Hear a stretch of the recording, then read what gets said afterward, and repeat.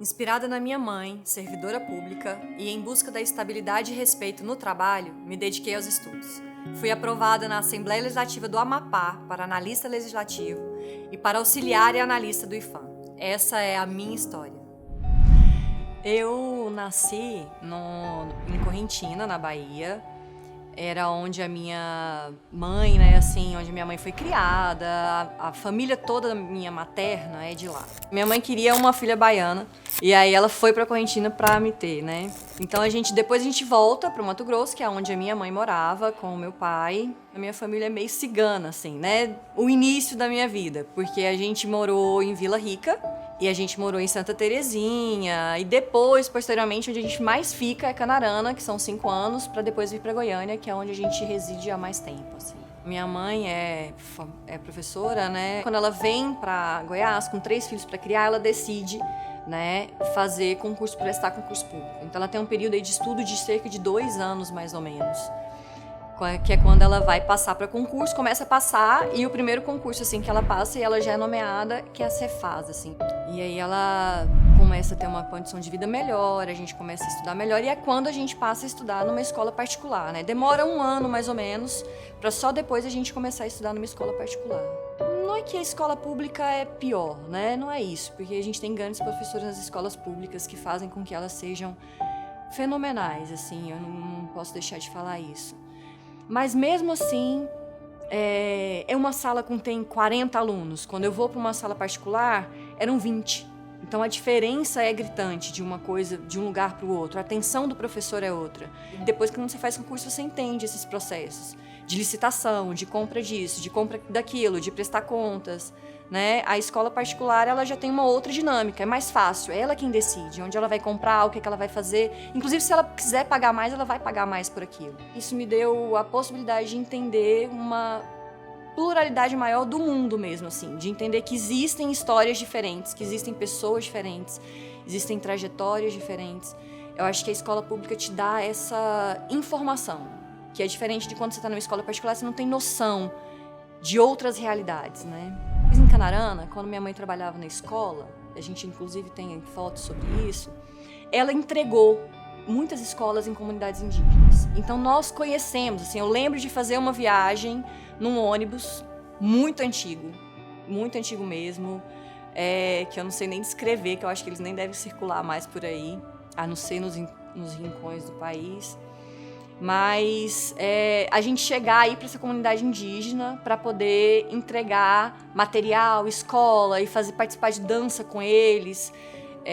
Eu tive uma infância, assim, que eu posso dizer muito rica em termos de diversidade, de conhecimento desses ambientes. Então eu acho que tudo isso me construiu nesse processo, entendeu? Inclusive para poder ter respeito com a máquina pública, ter respeito com o dinheiro que as pessoas dão. Depois eu entro, né, faço um período aí de cursinho pré-vestibular e entro na universidade, na PUC, que eu faço curso de antropologia, né? Apesar de estar trabalhando com antropologia, o universo do concurso público me pegava muito, assim. Então eu começo a fazer concurso público, o meu início mesmo se dá com o concurso do INSS, se eu não me engano, de 2015, que é um divisor de águas. Aí realmente eu começo a estudar muito focada, deixo de pegar alguns projetos, deixo de trabalhar e começo a focar só para isso. É o primeiro concurso, assim, que eu estudei, dedicado mesmo a ele, e chego a fazer 89 pontos, mais ou menos, né? Que é aquela fase que eu consegui a aprovação, mas não consegui me classificar para poder ser, talvez, nomeada, né? Para poder estar ali dentro do cadastro reserva. Eu sempre tive o GRAM, sempre usei o GRAM como vamos dizer assim, um pilar, assim. Ele sempre tive uma assinatura do GRAM, né? E fazia outras de forma esporádica. O GRAM foi uma boa plataforma de estudo, assim. Inclusive, quando eles começaram a criar a possibilidade de você fazer anotações do lado do vídeo. Você sai do vídeo e ali você pausa e escreve um detalhe, faz uma anotação na lateral, aí salva, aí volta para aquele vídeo onde você estudou e vê aquela partezinha. Eu acho que isso, quando a plataforma desenvolveu esse sistema, para mim foi assim um salto, na minha opinião. Depois do INSS, aí realmente eu comecei a ir muito pro caminho, assim, de estudar para concurso e ter essa dinâmica de me sistematizar para poder estudar, né? Que eu acho que concurso público pede muito isso, assim, disciplina. Então, eu estudei muito para TRT. Só que o TRT começou a parar de fazer concurso público. Foi uma época que quase não deu. Eu fiz um concurso do TRT no Mato Grosso. Nesse meio tempo também teve o TRF1. Se eu não me engano, o TRF1 até de 2017. E ele é homologado em 2018. Não tenho certeza disso, mas é mais ou menos por aí. Aí saiu o concurso do IPHAN, do Instituto Patrimônio Histórico e Artístico Nacional. Então, a princípio, eu estudei de forma muito geral. Ambos são da esfera federal, então não tive muito problema com esse processo. Então eu peguei aquela matéria geral e comecei a estudar. E próximo da prova, eu foquei naquilo que era legislação específica para poder prestar aquele concurso. Então, quando saiu, por exemplo, a nomeação do IPHAN, eu estava em Correntina. E é muito louco, porque eu pago um programinha, né, para poder me ajudar, para poder estar me mostrando o que está saindo no Diário Oficial. E aí eu acordei de manhã e eu vi o Diário Oficial antes de todo mundo, né? Eu vi o Diário Oficial antes de sair, antes do programa me mandar. E olha que 8 horas da manhã o programinha já te manda a notificação. E aí eu entrei e vi meu nome, nomeada. Aí a primeira coisa que eu fiz foi ligar pra minha mãe. Aí eu falei, mãe, por coincidência, minha mãe estava em Correntina.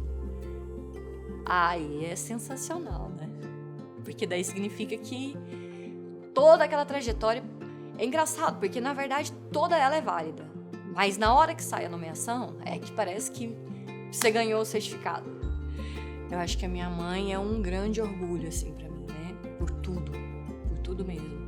Primeiro por ser uma mulher baiana, nordestina, que sai do interior do país e acredita nela, né? Meu avô e minha avó, meu avô Vecinho e minha avó Zenilda, acreditaram nela, como ela acreditou em mim.